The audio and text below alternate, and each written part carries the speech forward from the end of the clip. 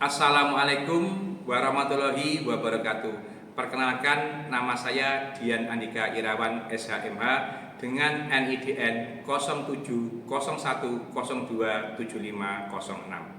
Saya salah satu dosen di Fakultas Hukum Universitas Pawiatan Daha Kediri. Pada kesempatan ini saya akan menyampaikan pernyataan diri dosen unjuk kerja Tridharma Perguruan Tinggi dalam bidang pengajaran sebagai salah satu persyaratan dalam mengikuti pengajuan sertifikasi dosen di tahun 2026. Saya mengampu mata kuliah Hukum Perburuan dan Ketenagakerjaan yang mempunyai bobot 2 SKS yang saya berikan kepada mahasiswa di semester 5. Saya menggunakan metode DIA, Delivery, Interaction, and Assessment pada di kelas pembelajaran. Adapun deskripsi mata kuliah ini adalah dirancang untuk memberikan pemahaman secara komprehensif tentang masalah ketenagakerjaan dari aspek hukum, asas, teori, praktek, dan politik hukumnya, serta penyelesaian kasus-kasus yang menyangkut tentang hubungan industrial, kesejahteraan, dan perlindungan buruh, serta kesehatan, keamanan kerja, serta penyelesaian perselisihan hubungan industrial dan pemutusan hubungan kerja.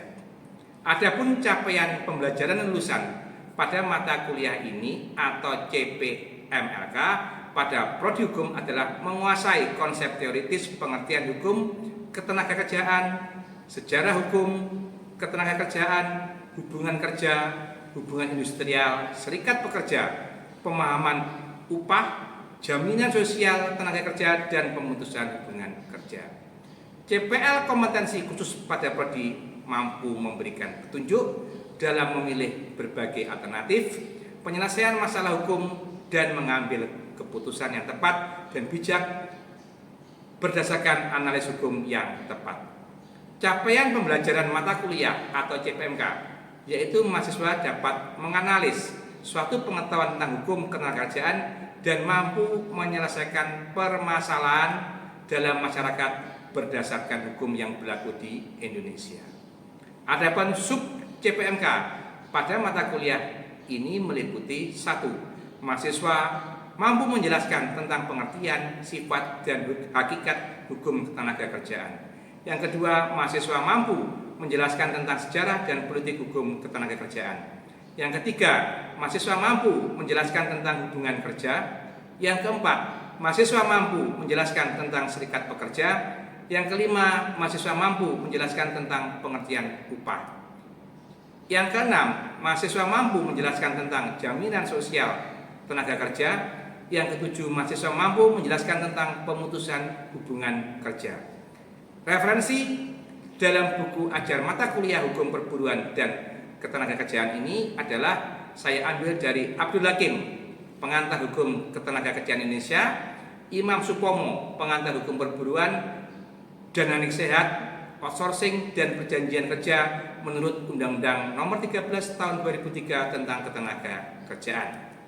Adapun penilaian lulusan mata kuliah hukum perburuan dan ketenagakerjaan meliputi kehadiran bobot 15% dari total kehadiran atau 75% minimal 12 mahasiswa. Tugas 20% berdasarkan mandiri atau kelompok. Terima kasih. Untuk selanjutnya saya akan berikan video pembelajaran mata kuliah hukum perburuan dan ketenagakerjaan. Berikut ini adalah cuplikan video pembelajaran mata kuliah hukum perburuan dan ketenagakerjaan. Selamat menyaksikan. Assalamualaikum warahmatullahi wabarakatuh. Waalaikumsalam. Selamat pagi semuanya. Pagi, Pak. Terima kasih atas kehadiran rekan-rekan pada perkuliahan hari ini. Jadi perkuliahan hari ini kita memasuki pertemuan yang ketiga, yaitu dengan tema tentang perjanjian kerja. Ya, jadi ketika teman-teman bekerja di perusahaan atau di organisasi, tentunya itu harus ada yang namanya legalitas, dan legalitasnya itu harus diwujudkan secara tertulis, yaitu berupa yang namanya perjanjian kerja. Perjanjian kerja adalah perjanjian antara pekerja dengan buruh atau dengan pengusaha atau pemberi kerja yang memuat syarat-syarat dan hak serta kewajiban para pihak. Jadi di dalam perjanjian kerja itu nanti akan termuat hak dan kewajiban dari pekerja atau dari perusahaan atau pengusaha. Nah, kenapa perjanjian kerja ini harus dibuat tertulis?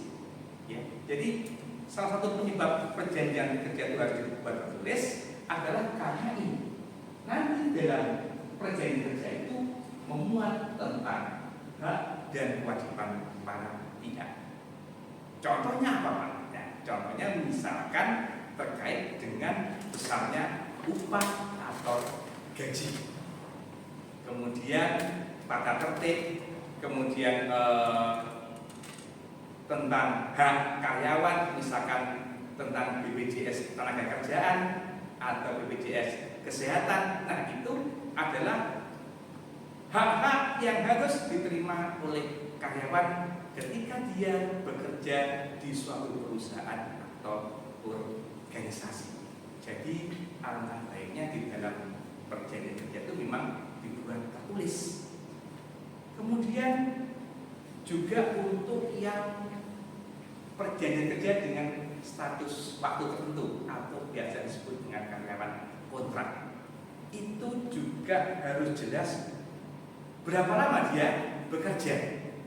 Jadi ada periodenya, misalkan 1 Januari 2026 sampai dengan 31 Januari 31 Januari 2006 sampai 31 Desember 2026. Jadi kerjanya setahun. Itu juga harus dibuat secara tertulis semuanya. Kemudian teman-teman mahasiswa, di sini teman-teman bisa melihat unsur-unsur yang harus ada dalam perjanjian kerja. Apa saja unsur-unsurnya? Yang pertama, adanya unsur hak atau pekerjaan. Jadi di dalam perjanjian kerja itu harus memuat klausul penempatan atau bagian. Saudara bekerja itu ditempatkan di bagian apa? Harus jelas. Syarat yang kedua adalah unsur perintah. Ya, ini yang membedakan perjanjian kerja dengan perjanjian yang lain. Jadi di dalam perjanjian kerja itu ada namanya unsur subordinitas. Subordinitas apa itu, Pak? Subordinitas itu adalah ada perintah atasan kepada bawahan. Ya, subordinitas namanya itu. Jadi ketika Anda bekerja di suatu organisasi atau perusahaan, siapakah yang berhak memberi perintah kepada Anda? Atasan Anda siapa? Yang ketiga, adanya upah. Betul ya, jadi upah yang Anda terima, berapapun jumlahnya, itu harus tercantum. Misalkan sesuai UMK kota atau kabupaten Kediri. Nah, itu harus tercantum. Yang ketiga, ini ya, jadi ada istilah dalam waktu yang ditentukan atau dapat tanpa batas atau pensiun atau berdasarkan waktu tertentu. Pemahaman klausul nomor 4 ini adalah bahwa perjanjian kerja itu harus termaktub dengan jelas. Maksudnya, apakah perjanjian ini jenis kontrak atau dikenal dengan namanya PKWT, perjanjian kerja waktu tertentu, atau PKWTT, perjanjian kerja waktu tidak tertentu atau untuk karyawan tetap. Bedanya di mana, Pak? Nah, ini bedanya kalau PKWT itu ada periodenya. Jadi bisa berkisar setahun, 2 tahun, itu perjanjian PKWT atau kontrak. Kalau yang PKWTT itu adalah perjanjian kerja waktu tidak tertentu, itu adalah perjanjian untuk karyawan yang tetap. Kalau yang karyawan tetap itu harus ada yang namanya surat keputusan pengangkatan karyawan tetap dari perusahaan atau organisasi. Kemudian selain unsur-unsur pekerjaan, saya sampaikan di sini ada yang namanya syarat-syarat perjanjian kerja. Nah, syarat perjanjian kerja ada dua, syarat material dan syarat formil. Pemahaman syarat material ini berkaitan dengan substansi pihak yang membuat suatu perjanjian. Jadi ini terkait dengan yang namanya subjek hukum. Ya. Yang pertama, syarat material itu adalah kesepakatan kedua belah pihak. Sepakat itu apa saja Pak? Nah, sepakat itu meliputi yang namanya penempatan. Yang kedua, kesepakatan terkait masalah upah atau gaji.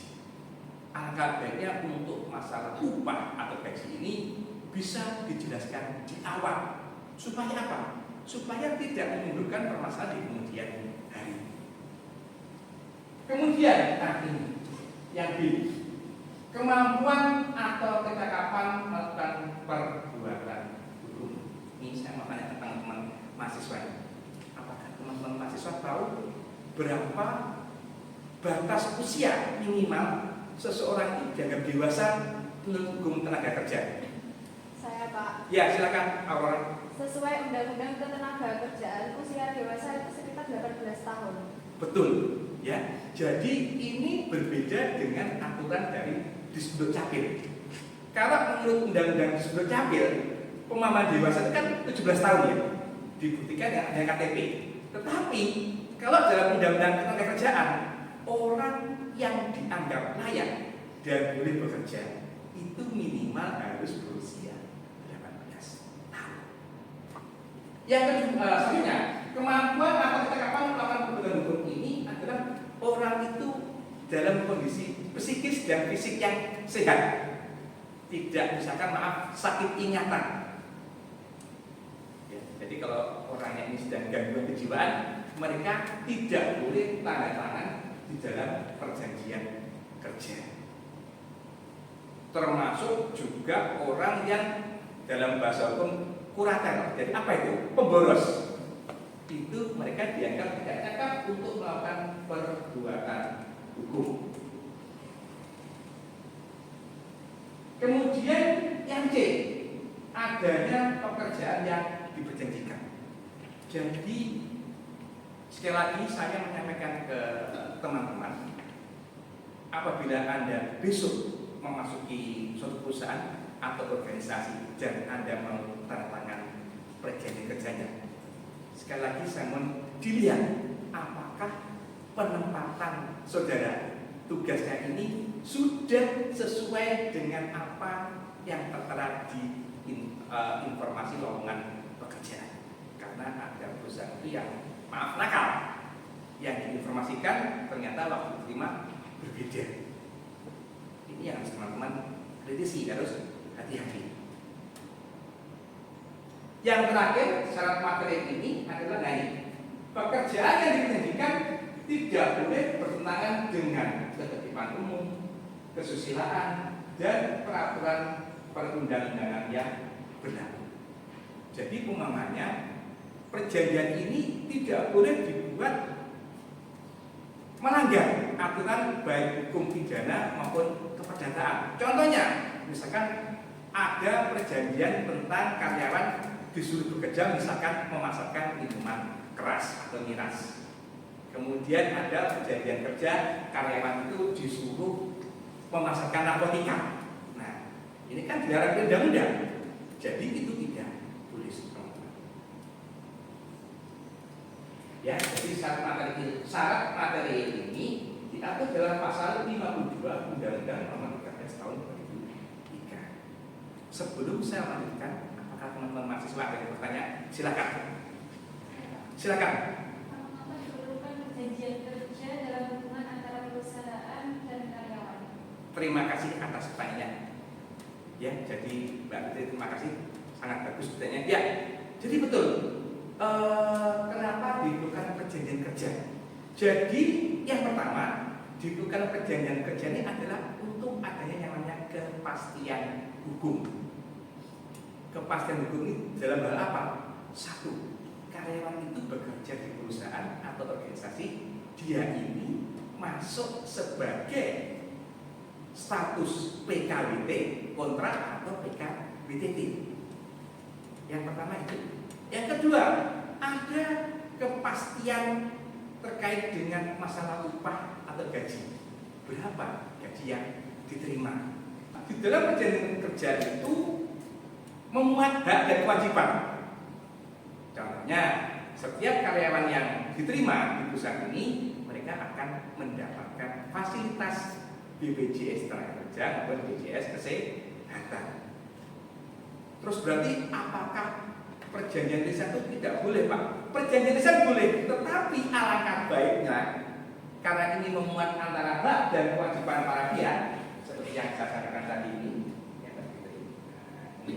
Jadi alangkah baiknya perjanjian kerja itu harus dibuat secara tertulis. Bisa dipahami berarti? Ada lagi pertanyaan? Pak, kalau misalkan ada beberapa poin yang nggak setuju antara perusahaan dan karyawan itu gimana ya? Nah ini betul, pertanyaan bagus sekali. Ini memang saat ini menjadi kendala juga, ya. Jadi ada ketidaksepahaman. Nah biasanya untuk perjanjian kerja ini sudah dibuat laku oleh pihak perusahaan atau organisasi, sehingga karyawan itu mau tidak mau dia harus dipaksa mengikuti aturan yang ada. Jadi kalau misalkan dia tidak mau, ya udah, dia bisa mencari tempat yang lain. Begitu Mbak Binti. Ya, jadi makanya mohon diperhatikan dulu hak dan kewajibannya apa saja. Jadi ini makanya tadi kan ada istilah subordinasi tadi Mbak ya. Jadi kan ada atasan, ada bawahan. Di sini perjanjian kerja itu sudah dibentuk baku. Dalam arti baku itu sudah disiapkan oleh pihak perusahaan. Jadi ada kesan unsur memang mau tidak mau kita harus ikutin apa yang sudah ditetapkan oleh pihak perusahaan atau organisasi. Memang PAS itu Mbak Fitri. Bisa dipahami ya? Terima kasih luar biasa. Ya, jadi ini memang jujur aja saya katakan dilematis antara teori dan praktek sangat berbeda jauh sekali. Ya, ini makanya teman-teman harus memahami ketika besok masuk di organisasi atau perusahaan apa hak dan kewajiban yang harus Anda terima. Kemudian ini ada lagi harusnya seperti perjanjian kerja itu tuh dibuat dua, rangkap dua. Tetapi dalam prakteknya itu hanya satu. Jadi dua itu harusnya satu karyawan, satu ke organisasi atau perusahaan. Tapi prakteknya apa?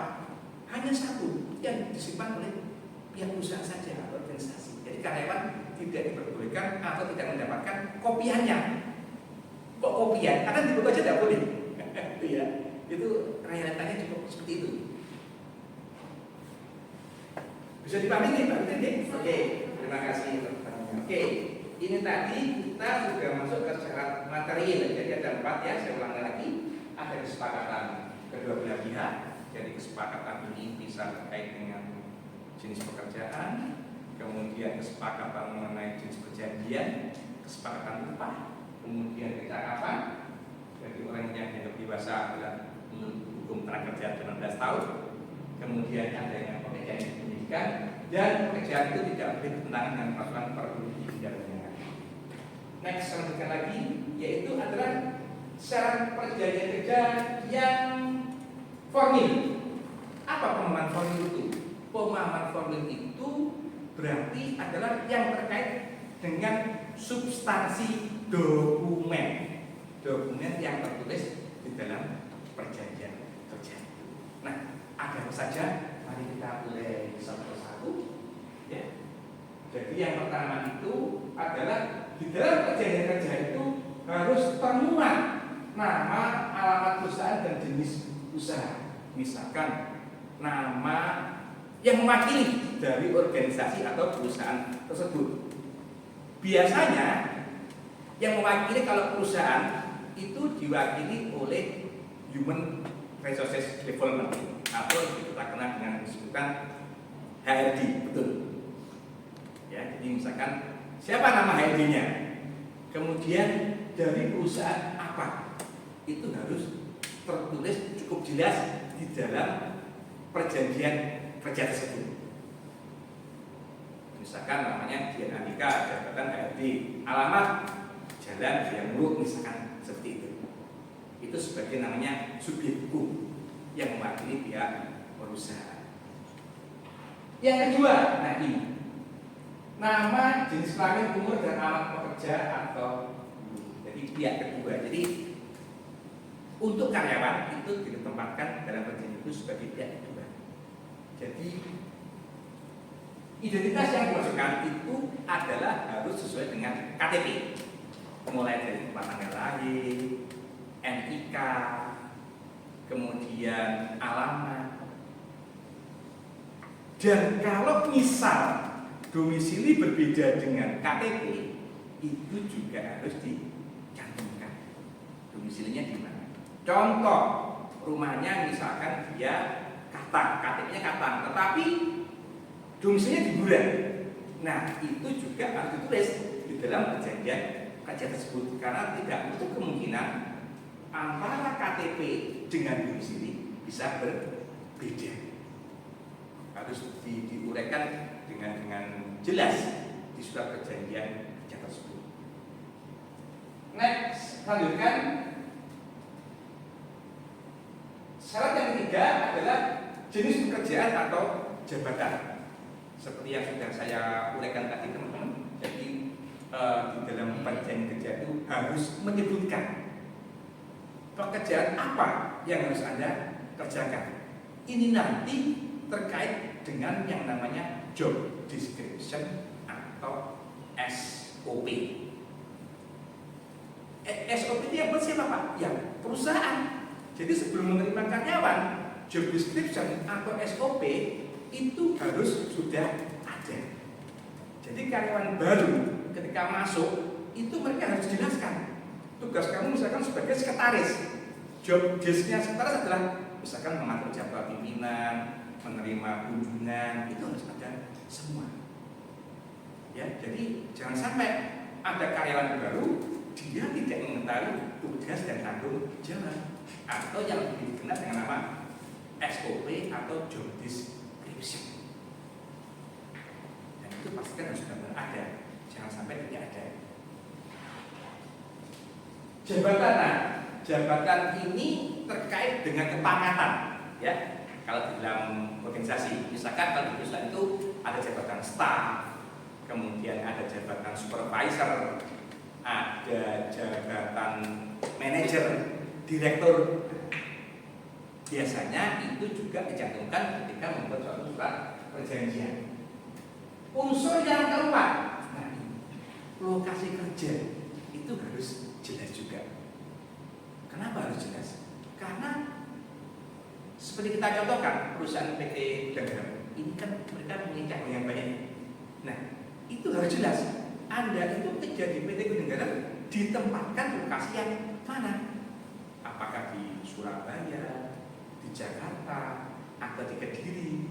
Itu lokasi pekerjaan juga harus jelas di mana Anda bekerja. Apalagi kalau perusahaan ini punya cabang yang banyak. Karena apa? Tempat pekerjaan itu akan menentukan nilai gaji. Misalkan contohnya UMK, upah minimum kota Kediri dengan Surabaya itu berbeda. Kediri sekarang 2.700.000, Surabaya sudah 5 juta. Karena memang kebutuhan sana kan mahal. Jadi nilai batas UMK itu juga berbeda. Karena itu alangkahnya di dalam surat perjanjian kerja itu untuk tempat pekerjaan, lokasi pekerjaan itu juga harus dicantumkan biar memperjelas terkait dengan besarnya upah atau salary atau honor. Bisa dipahami teman-teman? Bisa ya, oke. Next, lanjutkan. Yang poin E atau poin kelima di dalam syarat perjanjian kerja itu adalah besarnya upah dan cara pembayarannya. Jadi untuk cara upah dan pembayarannya itu harus dijelaskan apakah tunai atau ditransfer. Kalau ditransfer melalui bank apa? terjelas.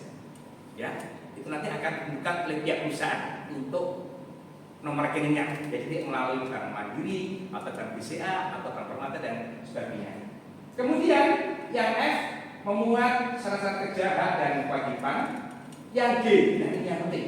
Jadi ketika teman-teman itu masuk bekerja, itu pastikan Anda mulai bekerja itu tanggal, bulan, tahun masuk tahun berapa.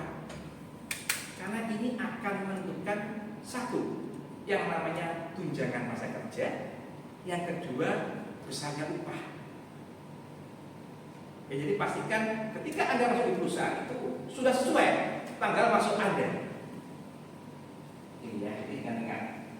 Kemudian poin yang terakhir ini adalah yaitu tempat dan tanggal perjanjian kerja dibuat. Jadi tempat dan tanggal itu menyesuaikan di mana perjanjian itu dibuat. Apakah di Kediri, di Surabaya, atau di mana? Yang terakhir, jangan lupa bahwa ketika Anda sudah menyetujui semua draft perjanjian kerja itu adalah Anda harus menandatangani perjanjian kerja tersebut.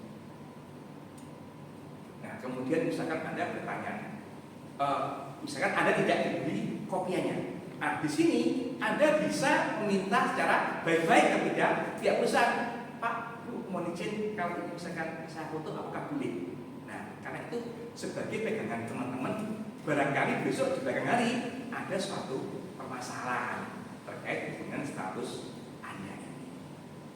Jadi kalau misalkan Anda tidak diberikan kopiannya perjanjian kerja itu, Anda bisa minta secara baik-baik, paling nggak minimal difoto. Itu harusnya boleh. Ini mengenai syarat kerja, perjanjian kerja, yaitu syaratnya formil. Sampai di sini, apakah ada pertanyaan teman-teman? Silakan. Ya, silakan Mbak Dika. Pak, tadi kan dijelaskan bahwa misalnya dalam pasal 52 Undang-Undang Nomor 13 Tahun 2003 Ya. itu bahwa persyaratan dalam perjanjian kerja adalah mampu melakukan perbuatan hukum atau tadi minimal 18 tahun. Jika perjanjian kerja ditandatangani oleh pekerja yang usianya di bawah 18 tahun, kira-kira bagaimana nih Pak dampak hukum? Oke, luar biasa. Terima kasih Mbak Dika atas pertanyaannya. Jadi tadi sudah disebutkan juga teman-teman ya, di dalam syarat materi itu disebutkan bahwa kemampuan atau kecakapan melakukan perbuatan hukum menurut Undang-Undang Ketenagakerjaan adalah berusia minimal 18 tahun. Bagaimana kalau tanda tangannya itu ternyata anak atau usianya di bawah 18 tahun itu ya Mbak Dika ya? Ya. Ini saya jawab, jadi perjanjian kerja itu dianggap tidak sah. Jadi bisa dibatalkan menurut hukum. Yang membatalkan siapa? Bisa orang tua dari anak itu atau dari pihak perusahaan. Jadi kasus ini memang banyak Mbak Dika. Contohnya apa?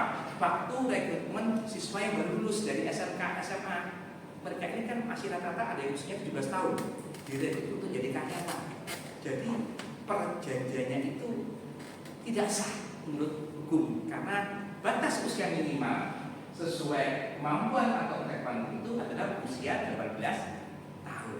Jadi itu perjanjiannya bisa dibatalkan oleh orang tua atau pihak perusahaan. Tapi sekali lagi saya yakin pihak perusahaan tidak membatalkan, dia kan pasti rugi Mbak, sudah biaya rekrutmen, mengeluarkan biaya tes risiko. Nah, jadi rata-rata itu ya, jadi usia 17 tahun itu sebenarnya belum boleh bekerja. Bisa dipahami Mbak Dika? Oke. Karena ini waktunya sudah habis, sebelum saya akhiri, apakah ada pertanyaan dari teman-teman tentang perjanjian kerja ini? Cukup Pak. Cukup. Baik. Saya mengucapkan terima kasih atas kehadirannya pada perkuliahan hari ini. Saya akhiri. Wabillahi hidayah. Wassalamualaikum warahmatullahi wabarakatuh. Waalaikumsalam warahmatullahi wabarakatuh. Selamat siang.